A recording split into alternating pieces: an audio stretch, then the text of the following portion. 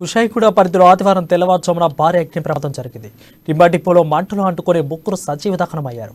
పక్కనే ఉన్న ఇళ్లకు మంటలు విస్తరించాయి.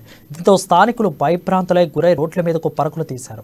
సమాచారం అందుకున్న పోలీసులు, అగ్నిమాపక సిబ్బంది సంఘటన స్థలానికి చేరుకుని 4 ఫైర్ ఇంజిన్లతో మంటలను అదుపులోకి తీసుకువచ్చారు. మృతులు వరంగల్ జిల్లాకు చెందిన నరేష్, సుమ, పాపుతో పాటు మరొక కార్మికుడిగా గుర్తించారు. ఈ ప్రమాదంలో 4 షాపులు పూర్తిగా దగ్ధమయ్యాయి. భారీగా ఆస్తి నష్టం వాటిల్లింది. కాగా ప్రమాదానికి కారణాలు ఇంకా తెలియరాలేదు. అయితే పోలీసులు కేసు నమోదు చేసి దర్యాప్తు చేస్తున్నారు.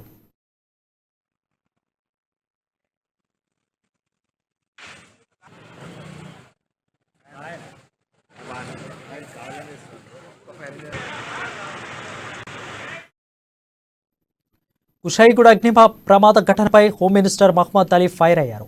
సరైన నిబంధనలు పాటించని వారిపై కఠిన చర్యలు తీసుకోవాలని ఆదేశించారు. అయితే మృతుల కుటుంబానికి ఆదుకుంటామని భరోసా కల్పించారు.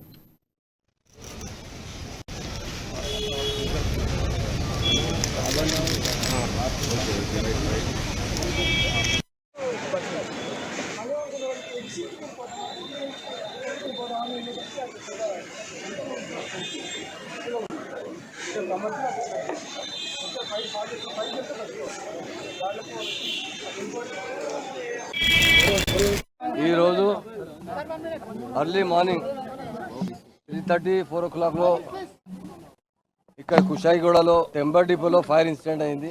చాలా దుఃఖం. ఒక హస్బెండ్ వైఫ్, ఒక కొడుకు చనిపోయిన.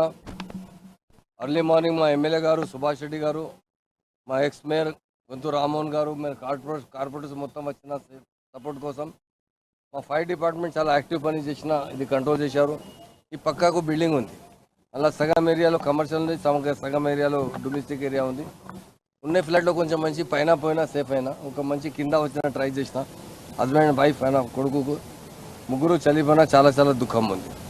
ఈ ఫైర్ చాలా ఇమీడియట్ జరిగింది. ఫైర్ ఎట్లా జరిగింది అది తర్వాత ఇన్వెస్టిగేషన్ అవుతుంది. చాలామంది చెప్తున్నారు కొంచెం షార్ట్ సర్క్యూట్తో ఇట్లా అయింది. ఇట్లా వాచ్మెన్ బి కొంచెం ఆయన బి హాస్పిటల్లో తీసుకుపోయినా మంచిగా ఉన్నారు.